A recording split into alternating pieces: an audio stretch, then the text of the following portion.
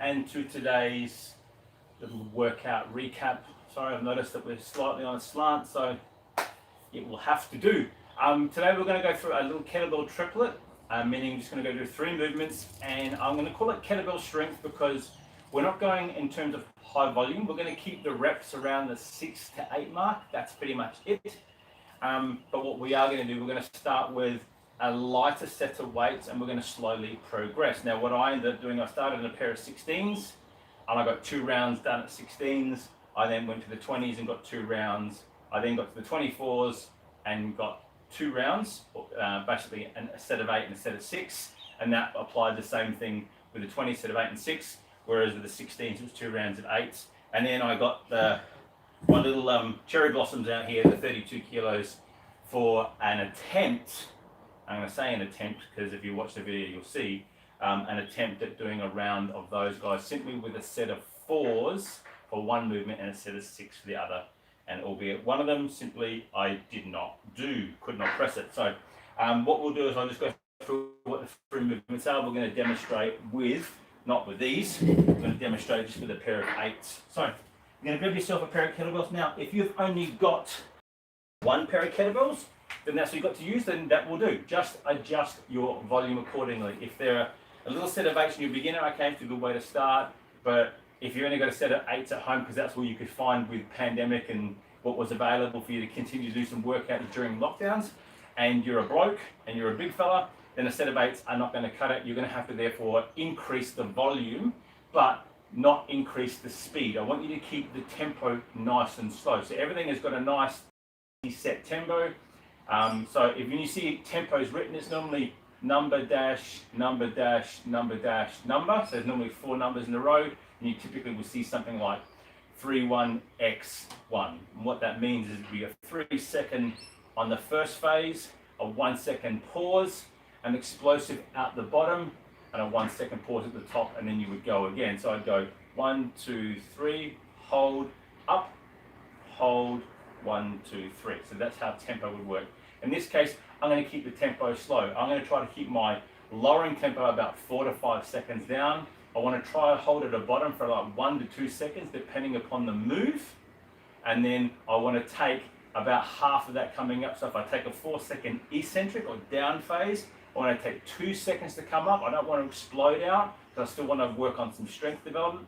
And I want to take a 2 second hold at the top. So first movement we're going to come into is a kettlebell front rack squat. So I'm going to get the kettlebells up into my rack position, and as you can see I'm using my mat, because sorry about this, you can only see the feet. I'm using my mat to determine where my feet position is, so that's going to help me force to sit down into my front rack, turn my knees out, keep my posture up, and stand for a rep. So again, come down, 4, 3, 2, 1, 1, 2, 1, 2, and go on. And that's my first movement. The second movement we're going to come into is what we call some people call them a bent over row. I call them a gorilla row because I'm rowing one hand straight after the other and both bells are off the floor. So 8 reps will be 8 on the right, 8 on the left. So what I'm going to do, and again, same thing, I'm going to use the same stance. I'm going to come into a wide stance, turn my hips out. I'm going to sit back, so the kettlebells are here, and I'm going to go 1, 2. What this is going to do is you can see even me now shaking through the set of the hips. It's going to force me to sit back on my heels so I can row that kettlebell up and slide it through, I suppose, slide it through your groin and bring it back down. I'm not leaning too far forward. I'm trying to row in as if I'm trying to slide it up and put it into my pocket. And that is the gorilla row. Again, you will find as you get up in the weights, simply sitting and holding that static position, even with the weights, after a while you're going to hit your adductors and you're going to work these suckers quite hard.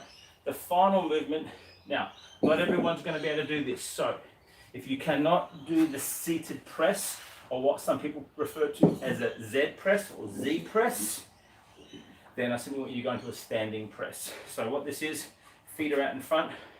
For me, I'm a bit tight through the hammy, so I've got a bit of a slight bend in my knee, but the whole idea is I'm going to press from the seat position. That means I've got to use my trunk. I'm not just going to say core, I'm going to use my trunk from here up through my shoulders, and I'm going to have to sit in this position. And when I press, I'm basically going to try and press them straight up. Now, kettlebells are different than dumbbells, are different than barbells. Barbell, my hands are in this one position. Dumbbells, most of the time, people are going to either have them in here, then they're going to rotate up, or they're going to come into a neutral position and they're going to press. Kettlebells are a bit different. We're coming into the front rack position. So as I press, I'm screwing my hands around because I want the bell to be either to slide to the outside or to the back. So again, I'm going to get them into the rack position. Seated. Brace. Go nice and tight. And what I end up doing with these is I go for a single,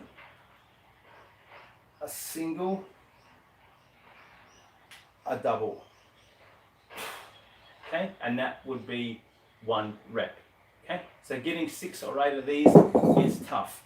As you go up into the heavier weights, focus on your single press and keep the other one back here, because as you get heavier, you're going to fatigue and you're going to feel it a lot. You're going to feel it a lot through your lower back. So therefore, you've almost got to press the chest out. And in this case, you can see as soon as I did that, my hips come back in to engage my glutes and here to help me stabilize.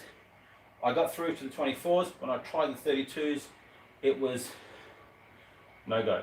I could press with my right.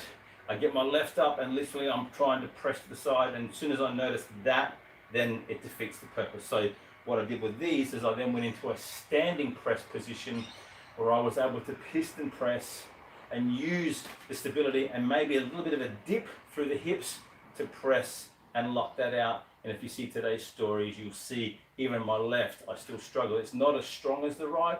It still comes up and it still waves out a little tiny bit. So that is some mobility that I just need to work on through here. So that's the 3 movements today. So again, first one, into a nice wide stance, into a squat, front rack squat. Second one, a kettlebell row or gorilla row. And then the third one, the seated press, or the Z or Z press, depending upon where you are in the world. Reps are low, 6 to 8. Again, adjust as you go. Pick the weight. I simply did, from my perspective, I simply worked at my 16 kilos and then I worked my way up. Got a good 2 sets at the 24s. Attempted the 32s. Got the first 2 movements done, but the third movement let me down. So I then went into a standing position to finish off the workout. That's it. Please like, subscribe, please tell a friend.